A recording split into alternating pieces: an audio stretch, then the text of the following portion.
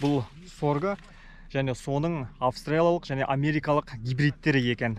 Жүгеріге шатыстырады. Бұл жүгері емес. Құрамында танин дейтін зат жоқ.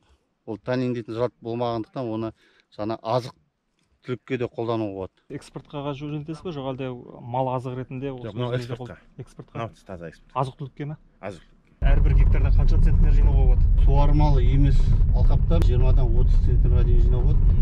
Ал суармалы жаңағы жерлерде 100 центнерге дейін жинауға болады. Мен қазір Тоғанас ауылының маңайындамын. Егістік алқабы бұл, Батыс Қазақстан облысы. Бұл жүгері емес, бұл сорго және соның австралиялық және америкалық гибридтері екен. Бұл біздің облыста осындай алғаш рет егіліп жатыр. Ауыл шаруашылығы саласына өте тиімді екен. Біз қазір мамандармен бірге келдік. Қазір олардың да пікірін тыңдап, нақтылап көреміз. Бұл жаңа өсімдіктің артықшылығы неде басты? Бұл өсімдіктің артықшылығы өте қуаншылық жағдайда өсіруге болады. Жаңағы бұны біз жаңағы енгізіп отырған себебіміз, бұрын бұл сорго бұрыннан да бар, жаңағы дақыл ретінде. Жаңағы бұрыннан да егіліп жүр. Бұл жаңағы американдық, еуропалық сорголардың айырмашылығы, жаңағы австралиялық. Жаңағы құрамында танин дейтін зат жоқ. Ол танин дейтін зат болмағандықтан оны жаңағы азық түлікке де қолдануға болады. Ана дақылды қай мақсатта ектіңіз? Экспортқа жөнелтесіз бе, жоқ әлде мал азық ретінде? Жоқ, мынау экспортқа. Экспортқа. Таза экспорт. Азық түлікке ме? Азық түлікке. Мынау таза именно үйреніп, қазір үйренсек, қарайық мына 3 сорттан қайсы жақсы, сол сортқа баса береміз.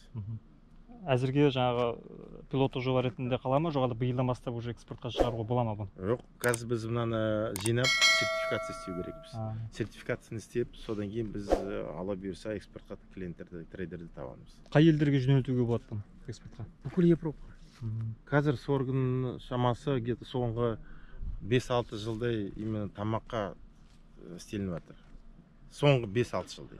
Бұрында болған, қазір крупаны шығарады, пешенаны шығарады соргымен, ана хлопьяларды шығарады, балдарға бәрі істейтін. Көбі қазір тамақта көп кісі білмейді, тамақты алады, жақсы тамағы деп. Соның ішінде соргысы бар. Соргының қазір бағасы биржа бойынша шамалас где-то $3-4 тек қана. Ол қалай, тоннасы ма, қалай? Тоннасы, иә. 3-4 жол самасы. Кукурузы, скажем, бейік болса, асты жағы $3 соргының бағасы. Кукуруздан алған бағасы жақсы болса, мынаны жақсы. Постоянно артынан жүреді.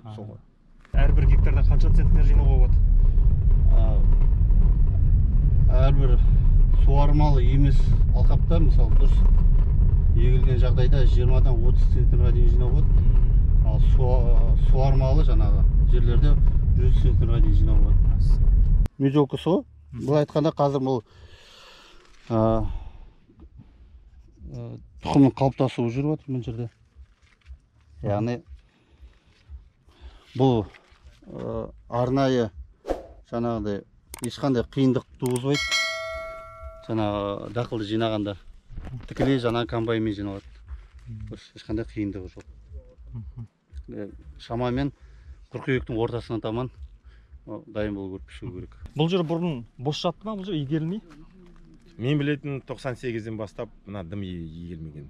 Ешіне істелмеген тапаған жерлер. Мынандай жерлер солға қайса, ертең 10 жылдан кейін мында дым қалмайды ешіне. Мынауды да болмайды. Қалай болса да біз ақша салып, инвестиция салып, жерге салу керекпіз.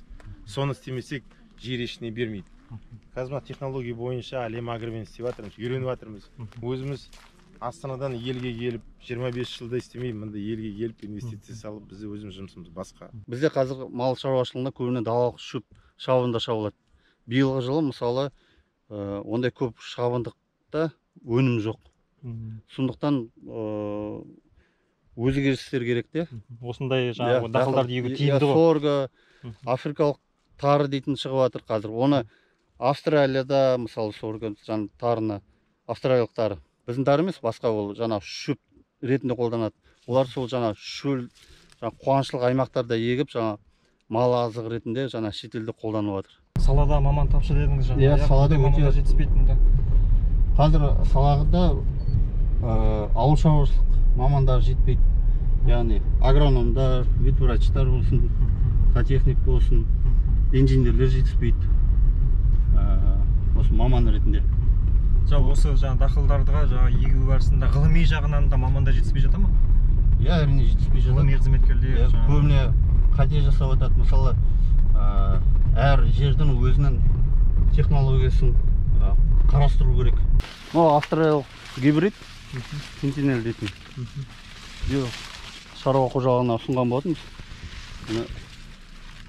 Бұның ерекшелігі, яғни өте ыстыққа төзімді. Сосын жаңағы гектарға тұқымның мөлшері аз кетеді. Жаңағы 4 килограмм кетті, мысалы 4 килограмм мына жерде 30 центнер алатын болса, яғни 1000 есе көп болып тұр ғой. Жүгеріге шатыстырады. Бұл жүгері емес, сол. Құрамында қант бар, сосын крахмал бар, 75%. Арпада клетчатка болады, мысалы мен өзім агроном, бірақ зоотехниктер сол рацион жасайды, жаңа мал азығын дайындау үшін. Сонда осы рационға қосуға болады. Сізге қосымша жер керек, Жер жетпей тұр. Қазір біздің проект бойынша биыл даже қойды әкелсек, қазір біздің жеріміз жетпей тұр. Жер бізге именно тамақты шығару керек, қойдың тамағын шығару керек. Элеватор қоямыз мұнда. Комбикормный завод бізде проект істелініп жатыр қазір. Батыс Қазақстан облысында соңғы 4-5 жыл бұрын тіршілік нәрінен тарғып шаруалар шөп шығымы да төмен түсіп кеткен еді. Жаңағы мал азығын дайындауда үлкен мәселелер туындады. Бұл дақылды сол мал азығы ретінде қолдануға болады және өте тиімді. Сондықтан мамандар өзге де шаруаларға осындай әдіс тәсілдерге көшуді ұсынып отыр.